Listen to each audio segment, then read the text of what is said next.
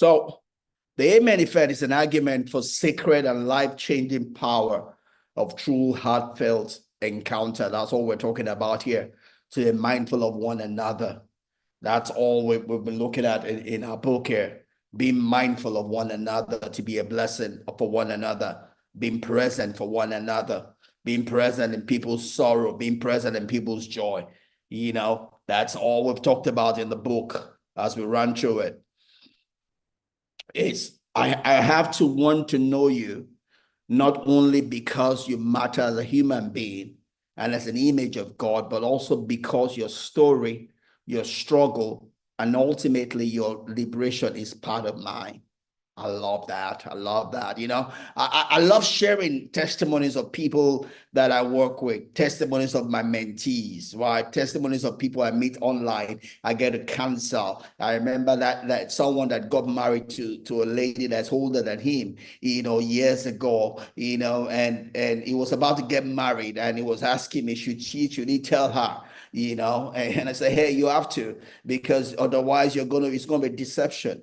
And he told her, and she was upset at one point in time at the beginning, but she got over it and they married, and they were having a good marriage. And in the last time he communicated with me, they just had a child. I love saying that. I love being a part of people's success. I love being a part of people's joy. I love being a part of people's sorrow also. I talk about my dear mentee, who had to mourn her sister so much that she became paralyzed herself. But I love to talk about it, that because she did not die there, she did not stay there.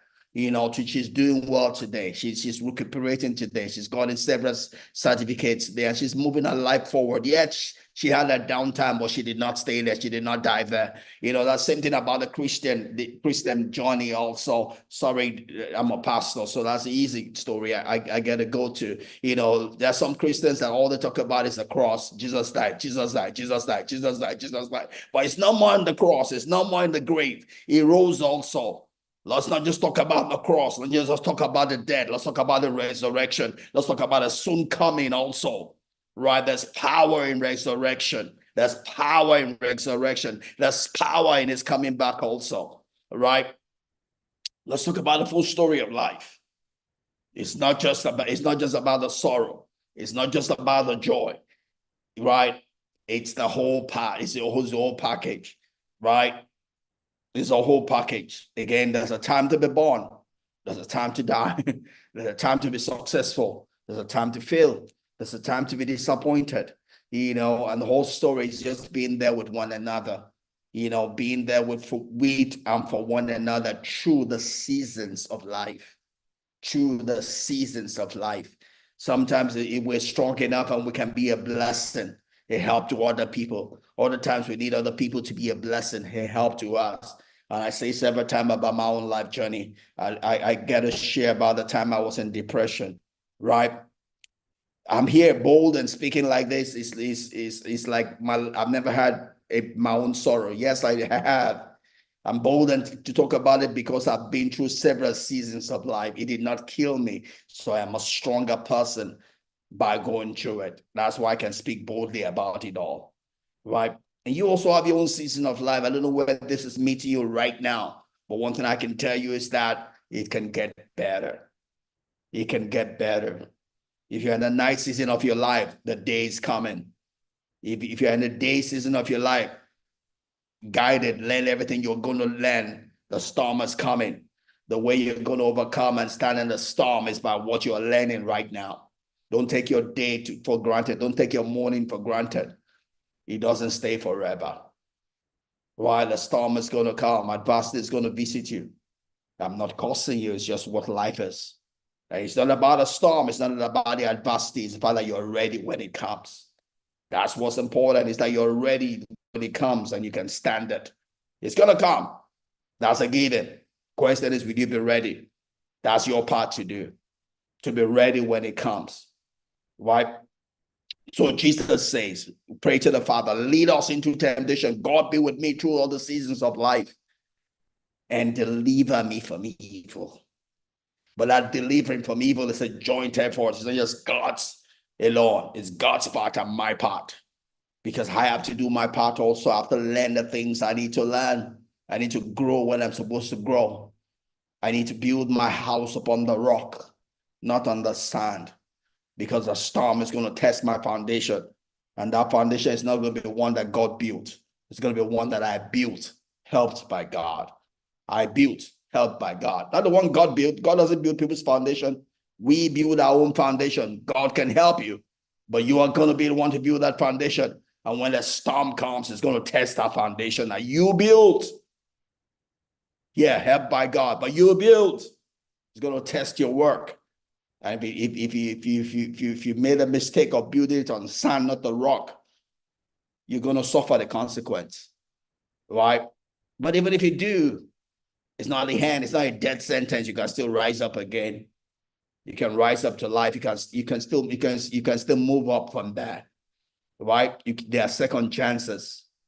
The Bible talks about going to the house of a potter, and the clay was marred in the hand of the potter, but the potter made the broken pieces into the best that he could still make out of it. God is able to make our broken pieces into masterpieces, right? So whatever this is meeting you, there's still life for you. There's hope for you.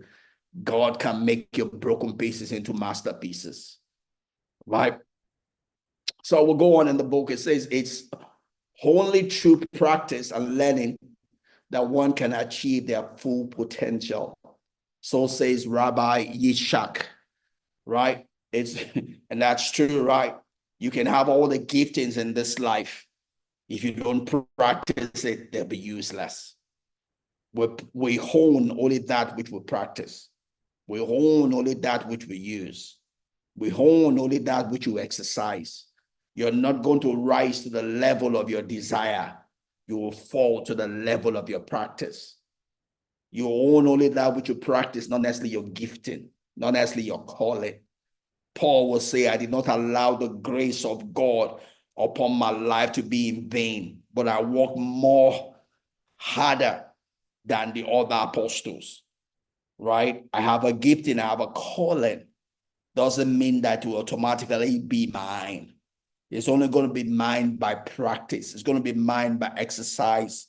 Guess what I'm doing before you right now? I'm claiming my place as a teacher because I'm exercising the gifting of a teacher. That's what I'm doing right now. Right? I'm exercising my place as a teacher. As I exercise my place as a teacher, I claim the position of a teacher. It comes by exercise. I get better and better and better and better and better and better at doing it the more I do it.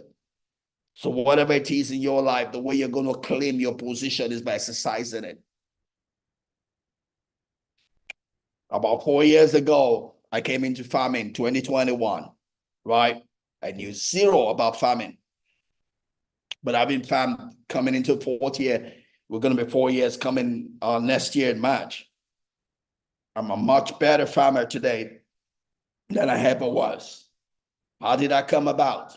By practice, by exercise, by farming, right? We're building greenhouses. Makes me good at doing that. We're going to complete our poultry year coming into the first quarter of next year. I'm going to gain expertise in that. Just registered with Ginger Farmers Association. I'm going to gain expertise in that, right? I'm an engineer. I practice that also. So I claim that also. I'm a teacher. That's what I'm doing here. I'm a counselor. I get to counsel people. I'm a marriage counselor. I get to do that. All of that comes by practice, not just an anointing that fell from heaven. Your anointing can come from anywhere. If you don't use it, it's useless. Right? The way you're going to claim life is to practice that which you want or you have been given. If you, as you go into 2025, you want to excel, begin to exercise, begin to find room to do something about that which is in your hands. Do something about that which is in your hands. Begin to use it. You're going to make some mistakes, but without those mistakes, you can't get better. You learn from everyone, right? It's only through practice and learning that one can achieve their full potential. There's a whole lot more in you. There's a whole lot more in me. We can only achieve it and step into it, begin to dig into it by practice. As we practice and we learn, we get better at it, right? So that's that quote here by Rabbi. So